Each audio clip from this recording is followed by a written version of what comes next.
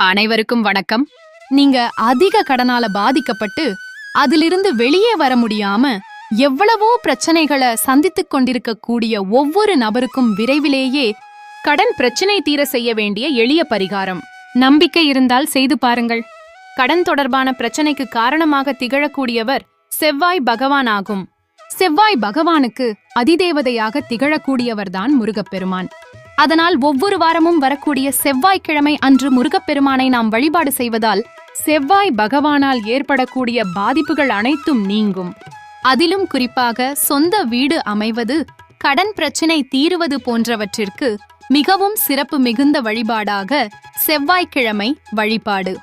முதலில் செவ்வாய் பகவானுக்குரிய சிவப்பு நிற துணியை வாங்கிக் கொள்ளுங்கள். அதுல பச்சரிசியை வைத்துக் கொள்ளுங்கள்.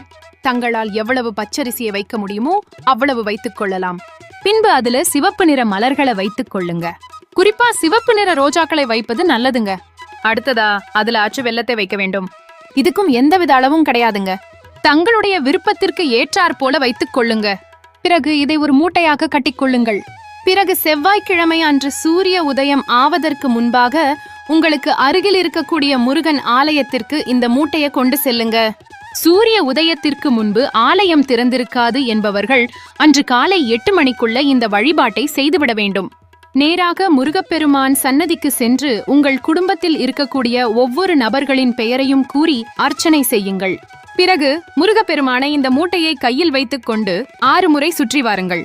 சுற்றி வந்த பிறகு அந்த ஆலயத்திலேயே ஒரு இடத்தில் அமர்ந்து அந்த மூட்டையை கையில் வைத்துக்கொண்டு உங்களுக்கு என்னென்ன கடன் பிரச்சனை இருக்கிறதோ அவை அனைத்தையும் முருகப்பெருமானிடம் கூறுவது போல் கூறி அவை அனைத்தும் விரைவில் நீங்க வேண்டும், நிவர்த்தி அடைய வேண்டும் என்று வேண்டிக் கொள்ளுங்கள். பிறகு அந்த மூட்டையை எடுத்துக்கொண்டு வீட்டிற்கு வரும் வழியில ஓடுகின்ற நீர் இருக்கும் இடத்தில் அந்த நீரில் போட்டுவிட வேண்டும்.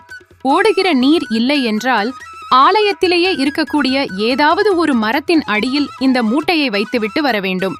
இப்படி தொடர்ச்சியாக 4 வாரங்கள் இந்த வழிபாட்டு முறையை பின்பற்றுபவர்களுக்கு அவர்களுடைய கடன் பிரச்சனை தீருவதற்கு வழி கிடைக்கும்.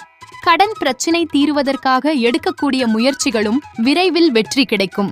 இந்த வழிபாட்டை நீங்கள் முழுமனதோடு முருகப்பெருமானை நினைத்து செய்பவர்களுக்கு விரைவில் முருகப்பெருமானின் அருளால் செவ்வாய் பகவானால் ஏற்பட்ட கடன் அனைத்தும் நீங்கி சிறப்பான வாழ்க்கையை பெறுவார்கள். மேலும் இது குறித்து உங்களது கருத்துக்களை கமெண்ட் பண்ணுங்க. நன்றி.